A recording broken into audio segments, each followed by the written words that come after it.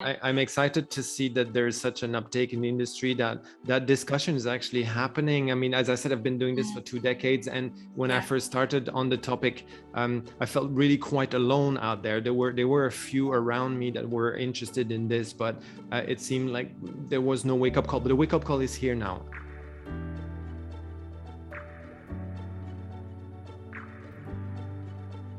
Thank you, Willy, so much for joining us on our series for the Blue Standard, highlighting our partners and advisors, and for being a Blue advisor yourself.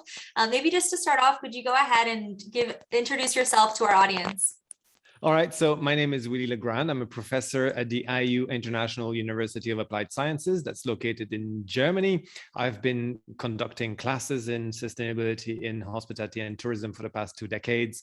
I have a background in geography and in corporate environmental management, but my field of passion really has been the hospitality industry for probably over 3 decades now. Yeah, and you're bringing all that wisdom and understanding and experience into figuring out how we can be in balance with the hospitality industry and our planet and each other. So that's really exciting. What do the terms sustainable tourism and hospitality management mean? Yeah, so sustainable tourism and hospitality management in one sentence, right? For me, it's sort of an entire industry that stands up to face the environmental and societal challenges. And to expand a little bit slightly on this, we usually operationalize sustainable tourism and hospitality by, we're exploring ideas and finding solutions and strategies on how we manage current operations and how we actually develop the future of tourism and hospitality infrastructure in a way which is regenerative to the physical environment, healthy and inclusive to the workers, of course, pleasing to the guests, positively active in a community, and efficient to the operators and owners. So I would say, here we go, it's a fairly simple recipe. It's a simple recipe with some core ingredients, as you see. And the core ingredients remain environmental responsibility, social and economic obligations. It's often complex in implementation, but feasible because we have so many outstanding examples already. So for me, that's sustainable hospitality tourism in a nutshell. That's amazing. And I love that you mentioned kind of those multifaceted goals too. So still maintaining service and, service and hospitality to the client, but also still being efficient and achieving our overarching goals, which hopefully you make it sound easy, which is great. And it is happening at scale. And I think that's what's so important to focus on and to share. But I do also love the concept that by hitting some of those other needs, we can also be achieving our needs for sustainability, and that the two are harmonious rather than competing, which I think can often be a narrative. Your work also looks more at sustainable operations and strategies for coping with the changes coming our way, like climate change. Could you maybe share some of those specific strategies or principles that you've been teaching or thinking about? To me, sustainability or sustainable management, if you will, that requires a little bit of a non-traditional approach to business. This is what I try to explain a little bit to my students, because sustainability involves having the ability to take decisions beyond quarterly results. That short-termism, which is still rampant in our industry, leads to decisions such as cost cutting and underinvestment into medium and long-term related areas. And often we need that. So if we think, sustainable product development, risk reduction strategies, sustainability related research and development, all of that need long-term strategic investment. So, and really, I think independent of our competitive situations and competitive interests, when we think about a sustainability strategy, that requires really all stakeholders to work together towards a common goal. And I think what's exciting is we've seen this actually recently with the launch of the Glasgow Declaration on Climate Action in Tourism at COP26. And that really provides that single roadmap, independent where you are or who you are, single roadmap addressing climate change. But I mean, if you think about sort of principles, right, one could summarize, because engaging in sustainability, it really, for me, and I write about this in my textbook, it has 5 principles. And it's the principle of precaution, the principle of responsibility, the principle of transparency, the principle of innovation, and the principle of involved citizenship. And so I expand a little bit into the book about this, but that's basically where the principles are when we talk about sustainability and sustainable management. to your point, some of these broader statements and structures like the Glasgow Declaration for Tourism, for example, there's enough room within that to be modular and to adapt to a local circumstance. So it's not entirely prescriptive by any means, but at least giving the tools, the questions almost, and the framework to start that journey. So yeah, and that's super important. I mean, this is one of the things I think we've realized. I mean, the tasks are global, but in fact, the actions need to be adapted regional and local. There's no doubt about it. This is happening, and businesses are pioneering this change, which is what's also really inspirational. But are there any specific practices or solutions that you wish more businesses in the hospitality industry were exploring? And we just mentioned it needs to be localized, but perhaps from that broader framework perspective. Yeah, I mean, it's a great question. It's a long list, though.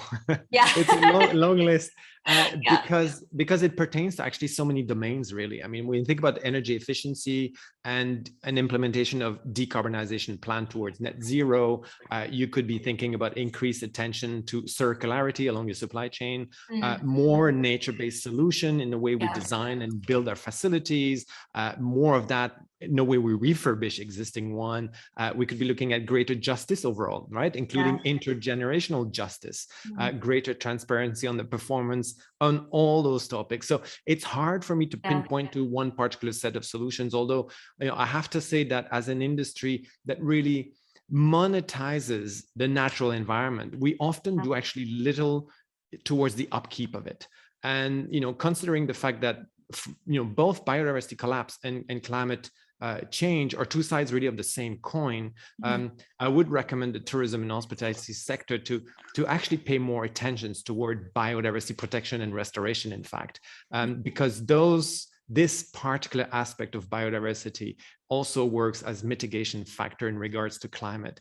And I say this because I've interacted a lot with biologists over the past 18 months, and I've come to understand the power that nature actually is as a tool for us. And so, and the last part is, how do we get sustainability more anchored in the discussion as well, with all the stakeholders that we have. But I think what we've seen as well is we've seen that sustainability as we've seen pressure points. In fact, there's a convergence, even you could say a convergence of interest and actions in driving sustainability.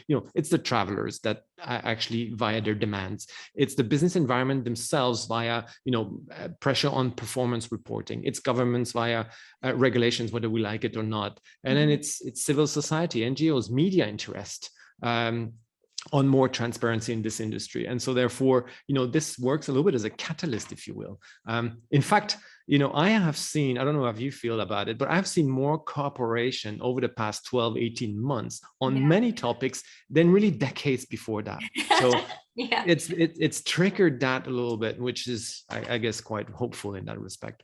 I'm also very hopeful about the direction these dialogues are going. And to your point, from the consumer demand and media attention, it seems to be heightened and ever increasing, even throughout the challenges that people have been facing over this past year, that, they really do want to support brands that they believe in, that align with their values, with their goals. And those values are for our shared humanity and collective future. And it seems to be pretty fundamental. But I also love what you mentioned regarding biodiversity and allowing nature to also heal itself and us as a part of that system and process, and recognizing too that tourism is based on keeping these beautiful places beautiful so that they're still desirable to come visit. And I think with the plastics issue, which of course we focus so much on, that becomes very evident, as well as even when we see sargassum blooms that are covering a beach, and the guests can't go to the beach anymore, we realize how this is tied into the broader climate system. It can become more evident that way too. So, I mean, there's no doubt that Glasgow Declaration on Climate Action and Tourism is, I think, really that step in the right direction. It's really it catalyzes a little bit everything that we've talked about.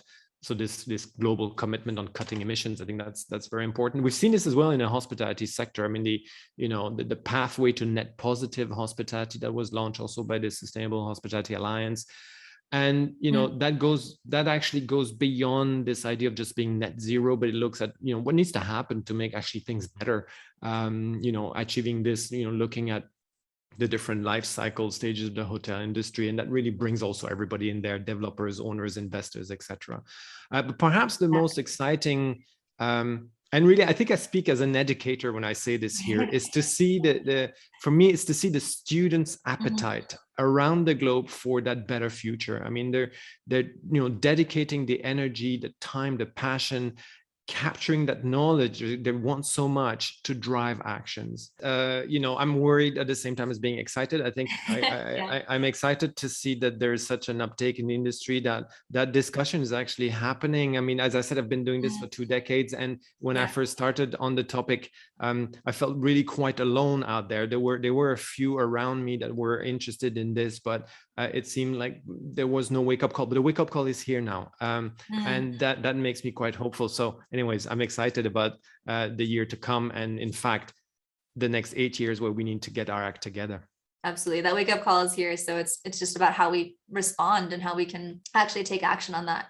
Well, thank you, Willy, for being such a leader in this movement and for being a Blue advisor and offering all of your insights and support with the program as well. We're excited to keep learning and growing with you in this movement. It's been my pleasure, Cassia. Thank you so much for inviting me as well.